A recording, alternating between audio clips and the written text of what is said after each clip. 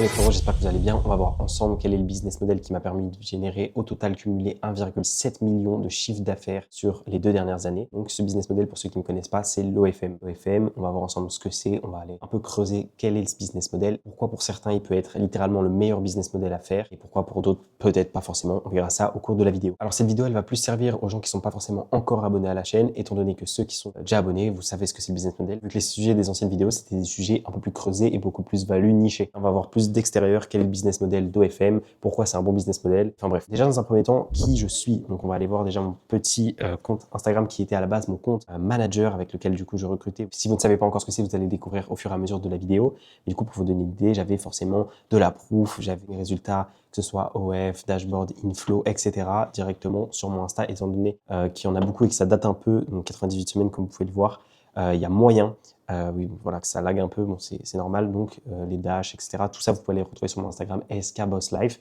Et je vais vous parler d'un autre Insta qui vient juste en gros d'être créé, qui est aussi super important. Donc ça, c'est pour que vous compreniez un peu d'où on vient. Ça fait réellement 2 ans qu'on est solide, qu'on est dans le marché. On a beaucoup de résultats. On a fait littéralement exploser beaucoup de modèles. Enfin bref, vous avez tous les résultats sur Instagram, vous pouvez les checker. Ensuite, après ça, qu'est-ce qui s'est passé? On a commencé à pouvoir apprendre à d'autres personnes, à savoir faire ce qu'on sait faire. Étant donné que ça marche pour nous, il suffit de détermination et de dupliquer le bon business model sur les bonnes personnes qui savent travailler et qui ont réellement la détermination et la hargne. Si tu regardes ces vidéos, je pense que tu fais un peu partie de ces personnes. Et donc là, on a commencé à scaler des agences. Donc, au cours des 6 derniers mois, on a à peu près scalé 25 agences. Pourquoi pas plus, étant donné qu'on est très restreint. Pourquoi? Pour continuer à s'appliquer dans notre travail d'OFM. Bref, si le fait d'être accompagné dans un business model comme on va le présenter là t'intéresse, tu m'envoies un petit message sur Instagram et on échangera sur le sujet. Donc bref, n'hésitez pas à aller check mon Instagram de fond en comble au niveau des résultats. C'est vraiment super intéressant de comprendre un peu d'où vient tous les gens qu'on a réussi à aider, etc. C'est un business model littéralement qui est fou. À mon avis, c'est un des meilleurs business models, mais on va voir pourquoi ça ensemble. Ensuite, au niveau de mon second Instagram que je viens d'ouvrir qui est SK Value, donc là l'objectif ça va être vraiment de vous sortir des vidéos au quotidien, à peu près 5, 6, 7, 8, 9, 10 vidéos par jour, on s'en fout, peu importe anyway, au minimum une. Donc là aussi on peut y retrouver de la proof, hein, forcément là, des résultats de membres, etc.,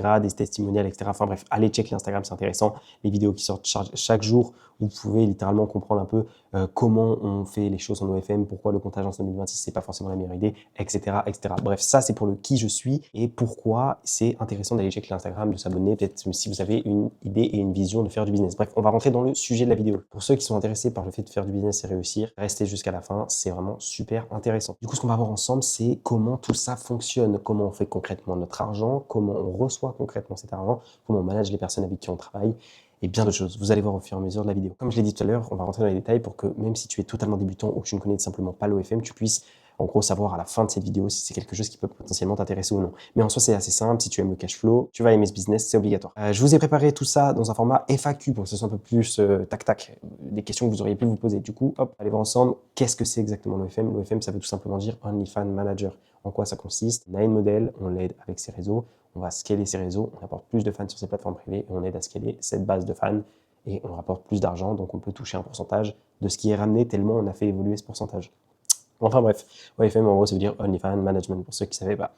Comment une agence OFM gagne de l'argent concrètement en amenant le plus de femmes possible sur la plateforme? C'est exactement ce que je viens de vous dire, puis en monétisant cette audience grâce au chatting. Le chatting, on va l'évoquer.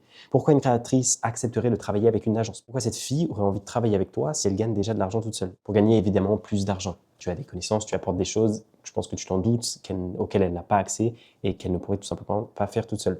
Nous, on lui apporte des connaissances des réseaux sociaux, des systèmes d'acquisition, on lui permet de déléguer tout ce qu'elle ne pourrait pas faire seule, comme je viens de l'évoquer. Est-ce que c'est légal? Évidemment que ce business est légal, je pense que vous en doutez. Hein. Si on a fait un peu moins de 2 millions avec, je pense qu'on serait un peu fait attraper au bout d'un moment. Des gens qui font énormément d'argent dans cette industrie. Déjà, on va pas se plaindre sur les résultats sur lesquels on est, évidemment. Mais oui, tu peux faire énormément d'argent avec ce business. Et oui, c'est légal. C'est une industrie qui est en place malgré toutes les fausses croyances. On travaille avec des vrais contrats, les gars. C'est quelque chose de réel, c'est concret en fait. En gros, tu es manager des réseaux sociaux simplement dans une niche plus scalable que juste manager des influenceurs. Il existe des milliers d'agences à travers le monde, c'est un business totalement légal. Vous pouvez aller checker par A plus B, c'est juste totalement légal. On travaille avec de vrais contrats, comme je vous l'ai dit. Est-ce qu'il faut montrer son visage obligatoirement? Ce n'est pas une obligation en réalité, mais c'est comme tout. Si tu t'impliques un peu moins que les autres, tu auras forcément peut-être des résultats un peu moins rapidement que les autres. Évidemment, moi je vais le recommander pour développer son autorité et sa personal brand et sa présence sur les réseaux, faire comprendre qu'on est compétent et qu'on n'a pas peur du coup de montrer qu'on est compétent, c'est l'optimal. Ce n'est pas une obligation, je connais des gens qui font énormément d'argent en EFM sans montrer leur visage. Je dis énormément, c'est des sommes astronomiques. Pourquoi est-ce que les revenus peuvent monter aussi vite? C'est un truc qu'on peut se demander au début. Mais attends, mais pourquoi ces mecs, genre, What the fuck, genre pourquoi ces mecs font autant d'argent si rapidement? Il suffit de signer une créatrice qui a une très bonne audience, qui n'avait pas développé les bonnes choses, qui n'avait pas mis les bonnes choses et les bons process en place pour littéralement exploser. Vous allez monétiser une audience qui était déjà présente et qui attendait entre guillemets un peu que ça, que la personne ouvre une plateforme tierce. Donc là, vous vous dites, ok, on peut faire de l'argent, intéressant, combien il faut pour commencer? L'idéal, c'est surtout de commencer avec les bonnes connaissances. Donc ce qu'on va faire, c'est poncer YouTube, ensuite comprendre à travers des vidéos comme celle que je suis en train de tourner que les gens sont compétents et aller investir de notre temps et surtout un peu d'argent pour avoir accès aux dernières informations mises à jour. Pourquoi c'est important? Je ne vous le dis pas juste comme ça, je vous le dis par expérience, les gars. Littéralement, mon expérience me fait dire que si tu mets de l'argent à un endroit qui te revient en information, c'est la chose la plus rentable qui peut t'arriver, surtout dans un business d'information comme on va l'évoquer après. L'idéal, c'est surtout de commencer avec les bonnes connaissances pour prendre un cran d'avance, étant donné que c'est un business d'information et surtout en 2026. Quand on est arrivé il y a 2 ans, je peux vous avouer que c'était un peu plus simple que maintenant. Pour une seule et bonne raison, un peu moins de concurrence, et du coup les modèles connaissaient un peu moins le business, et c'était un peu plus facile de s'introduire. Ensuite, la 8e question qu'on pourrait se poser, c'est au niveau des pourcentages. On prend combien de pourcents sur le revenu généré? La plupart du temps, on va prendre 50% avec les modèles. Après, ce que je vous évoque là, c'est simplement les grandes lignes. Ça ne veut pas dire que ça va s'appliquer avec toutes. Si vous tombez sur une créatrice qui fait déjà 40K par mois et qui travaille énormément de son côté, peut-être que le pourcentage sera un peu moins bas, 40%. C'est ce qui arrive parfois avec des modèles qui ont un peu du mal à décrocher, le fait que, bon, vous allez travailler 20 fois plus qu'elle, évidemment, mais parfois, ça reste leur image et il faut juste être OK avec ça, ce n'est pas un problème. Souvent, ça nous est arrivé de signer une créatrice avec beaucoup d'abonnés. On sait du coup valoir beaucoup, lui montrer qu'on rapporte tellement d'argent qu'elle n'a aucun mal à nous laisser 10% de plus. Après, ça, c'est des choses qui se goupillent au fur et à mesure. Ensuite, combien d'heures par jour il faut travailler? Au début, tu vas être en développement de compétences. Tu apprends, tu es nouveau dans quelque chose,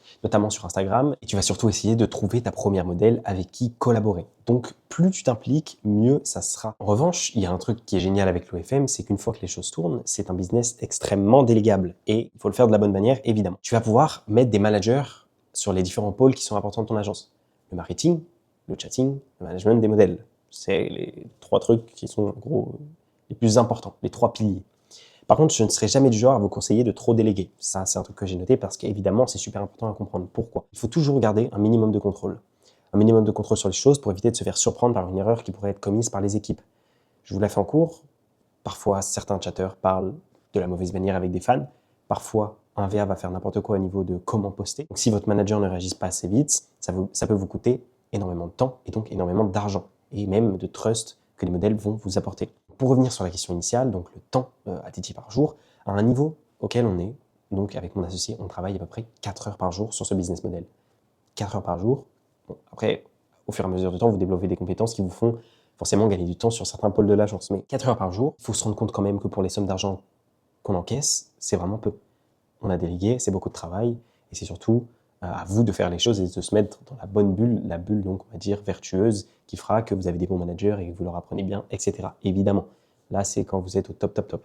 En attendant, il va falloir à peu près, je pense, dédier au minimum 6 à 8 heures par jour. Après, au début, ce qui est intéressant, c'est que vous avez le système d'outreach à mettre en place. Donc si vous voulez travailler pendant le début, quand vous êtes lancé pour, par exemple, amortir votre investissement du Whoop que vous achetez ou de l'accompagnement, vous pouvez amplement. Pour une seule et bonne raison que le système d'outreach ne va vous prendre que seulement 2 heures par jour à mettre en place. Donc ça, c'est aussi quelque chose à prendre en compte.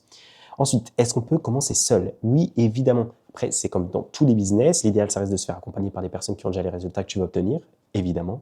On est en haut, on te tend la main, tu montes avec nous, voilà, hein, t'es boosté. Si t'étais tout seul à escalader la montagne, tu serais un peu plus dans la merde, évidemment. Ça t'évite énormément d'erreurs qu'on a potentiellement nous déjà rencontrées. D'ailleurs, si tu es quelqu'un qui a compris ça, tu as une longueur d'avance, peut-être car tu as lancé des business déjà auparavant, ou encore juste par le simple fait que tu l'as compris, tu sais qu'il faut être boosté par des personnes qui ont déjà les résultats que tu veux et qui ont déjà obtenu ce que tu veux. Si tu ressens cette urgence et que tu sais que tu vas réussir rapidement, mais qu'il te faut seulement être accompagné avec les bonnes personnes, envoie-moi simplement un message sur Instagram en me disant que tu as déjà réfléchi au fait de se faire accompagner et que ça t'intéresse de potentiellement en parler. Nous, en fonction de ton profil, de la manière dont tu es, car évidemment, comme je vous l'ai dit au début, on est très sélectif sur avec qui on travaille. Ce n'est pas du bullshit, je vous dis pas ça pour faire de la FOMO, ou quoi que ce soit, c'est une réalité. Notre business n'est pas le fait de vous vendre des accompagnements. Donc si on le fait à 100% évidemment, mais du coup avec moins de personnes. Si dans les premiers échanges, je comprends que tu n'es pas réellement déterminé et que tu ne vas pas apporter un vrai plus aux autres membres, je n'aurai aucun intérêt à faire un call avec toi pour te présenter les choses. En revanche, si tu es quelqu'un de déterminé, avec plaisir frérot, on se serre la main, envoie un petit DM sur Instagram et on échangera sur le sujet. Ensuite, la 11e question de cette vidéo, comment on va trouver les modèles? Évidemment, je vais vous le faire en très large, hein. Je pense que vous en doutez, il y a énormément de petits détails à savoir, de petits trucs game changer. Pour trouver des modèles, on met en place énormément de systèmes, notamment tout ce qui touche à l'outreach. Le système d'outreach, pendant les 2 premiers mois et même en continuité de votre carrière OFM, en carrière, bon, on s'entend, hein, c'est juste on est là pour prendre du cash et hop, on s'envole. En gros, pendant tout le long de votre mise en place de ce business, vous allez entendre parler du système de outreach. Le système de outreach vous sert à recruter des modèles en continu pour avoir des leads de modèles qualifiés, pour avoir des leads de modèles de plus en plus qualifiés au sein de votre agence. C'est un élément primordial et super important à prendre en compte. Ensuite, est-ce que ce business existera encore dans 5 ans? C'est peut-être une question que vous vous posez. Oui, j'ai envie de me lancer dans quelque chose, mais je veux faire mes 10 millions et m'en aller. Évidemment. Évidemment. C'est un business qui est quasiment infini à mon avis. Il y aura toujours des personnes qui voudront voir plus que le simple contenu classique. Les créatrices publient uniquement sur Instagram. C'est une logique infinie. C'est des besoins humains. Je n'ai pas besoin de creuser pour que vous compreniez la chose. Maintenant, si je devais évoquer un seul défaut de l'OFM, parce que moi, je vous en parle très bien étant donné que j'ai réussi et que j'ai été successful dedans. Donc, c'est plus facile pour moi, qui ai fait énormément d'argent avec, de juste être en mode, bah oui, c'est incroyable. En revanche, un petit défaut, c'est un business d'information. Un business où chaque information peut valoir de l'or ou au contraire valoir du temps, car vous êtes juste tout simplement avec les mauvaises informations. Il faut toujours connaître les choses en avance et constamment s'adapter aux situations. S'adapter dans le management, s'adapter dans la manière de poster sur les réseaux, s'adapter sur quel trend, quelle niche, quel hook, comprendre un peu mieux Instagram, un peu mieux les réseaux au quotidien. C'est votre mission, l'information, l'information, l'information. Pour cette raison, qui est important aussi d'être accompagné des bonnes personnes, ou encore d'avoir accès à quelque chose qui au moins est mis à jour, où vous savez ce qui se passe, vous êtes tenu au courant, vous n'êtes pas simplement lâché dans le vide, dans le néant, dans le colisée, dans peu importe la manière dont vous voulez formuler, voir la chose, vous n'êtes pas juste tout simplement en train de chercher, mais ne pas réellement chercher. Vous êtes accompagné, vous saviez où vous allez. C'est un des seuls trucs que moi je peux vous conseiller. Même à l'heure actuelle, on est accompagné par des agences qui font énormément d'argent. Ce n'est pas obligatoire, mais c'est un boost. Il y a quelque chose qui peut vous booster, littéralement, vous sauver. Hein, c'est quelque chose de vraiment super important. Ensuite, pourquoi je choisirais l'OFM plutôt que le e-commerce, par exemple, qui est aussi un business qui est super intéressant. Le e-commerce, on peut se dire que ça peut être bien. Je vois, j'arrive. Je pense honnêtement que si ce n'est pas une question d'argent qui circule, car on sait que l'industrie OnlyFans, etc., pèse littéralement des milliards chaque année, c'est plus une histoire de produits à gérer et de stock et de retour client c'est tellement plus facile. Je trouve une modèle, je lui applique les compétences et les connaissances que j'ai, je scale avec elle, ça s'arrête là. Je vous l'ai fait en très simple évidemment, mais rendez-vous compte de la facilité et de la simplicité du business dans lequel on est. Pour à contrario, l'argent qu'il est possible de générer, je pense honnêtement qu'il n'y a pas photo. C'est juste un business model qui est incroyable, malgré les critiques, etc. Peu importe. Et donc dans tout ça, par contre, quel est le rôle du manager? Si toi tu es amené à te lancer, quel est ton rôle? Quel sera ton rôle au quotidien? L'acquisition, tout simplement, le management de tes modèles, les systèmes, les nouveaux systèmes à comprendre, les analyses des chiffres, comprendre, mais attends, cette dizaine de fans en arrivant, ils ont rapporté tant d'argent. Ah ok, intéressant. Mais pourquoi eux ont rapporté plus? Qui est une baleine? Comprendre, mais attends, ces fans d'Instagram, qui sont même passés par les vidéos YouTube de la modèle, rapportent plus d'argent que ceux qui viennent simplement de Reddit. Ensuite, le recrutement, continuer constamment à voir quel modèle pourrait être intéressant pour l'agence. Le funnel, les process, les optimisations, tout ça, c'est ton rôle au quotidien. Non, en 16e question, qui est la dernière question de cette vidéo. D'ailleurs, si tu as des questions complémentaires à tout ça et que tu veux évoquer ce sujet d'OFM avec moi, n'oublie pas, tu peux m'envoyer un petit message sur Instagram. Tu m'envoies un message, regarde, par rapport à cette vidéo, je me posais la question de ça, je suis grave chaud de me lancer, mais j'ai des questions par rapport à ce que vous proposez dans le Whoop, je suis grave chaud de faire ça, mais je me pose des questions par rapport à du coup le recrutement, le machin. N'hésite pas à m'envoyer un message, je suis ouvert. Si tu as 20 questions, je ne vais pas te répondre à tout, évidemment, mais envoie-moi un petit message. Si tu repartais de zéro aujourd'hui, quel serait ton plan sur les 30 premiers jours? J'aime bien cette question. Quand j'étais en train d'écrire le script, j'étais content d'y répondre. Remonter des comptes d'outreach et prospecter à la mort pour une modèle qualifiée aux US. Je ne perdrai pas de temps avec les modèles latinas, etc. Tout ça, c'est des trucs qu'on apprend forcément au sein du Whoop. Mais si vous ne savez pas, on évite d'aller snitcher avec des modèles qui ne sont pas qualifiés. Et comme ça, on va chercher l'argent là où il est réellement.